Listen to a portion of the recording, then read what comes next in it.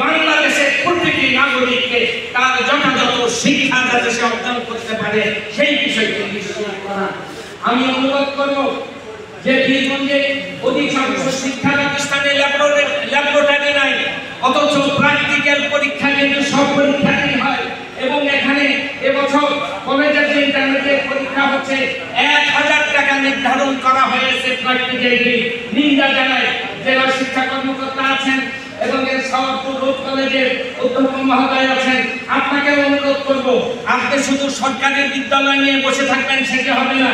বীরগঞ্জের প্রথম শিক্ষা প্রতিষ্ঠান সওয়াবপুর রোড কলেজ, আপনি সেই কলেজের অধ্যক্ষ, আপনার দায়িত্ব অনেক।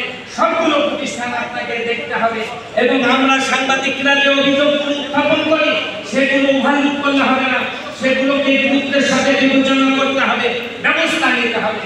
কথা বাড়াবো না। আশা করি আজকের এই মিটিং এর পর থেকে এখানে জেলা শিক্ষা কর্মকর্তা আছেন, শিক্ষকবৃন্দ আছেন, তারা ব্যবস্থা নেবেন এবং আমরা এটা উন্নয়ন করতে চাই। সংবাদপত্রে আপনারা কি ব্যবস্থা নেবেন সে বিষয়টি জানতে চাই। ধন্যবাদ আপনাদেরকে। আপনাদের প্রতি আমাদের শ্রদ্ধার কমতি নেই, আপনারা আমাদের গুরুজন, শ্রদ্ধা ভক্তি রেখে কথা শেষ করলাম। আসসালামু আলাইকুম। সাংবাদিক হিসাবে কি বলার উদ্দেশ্য ছিল বলা উচিত বলে গেলাম। ভালো থাকবেন, সুস্থ থাকবেন, আবার কথা হবে। আসসালামু আলাইকুম।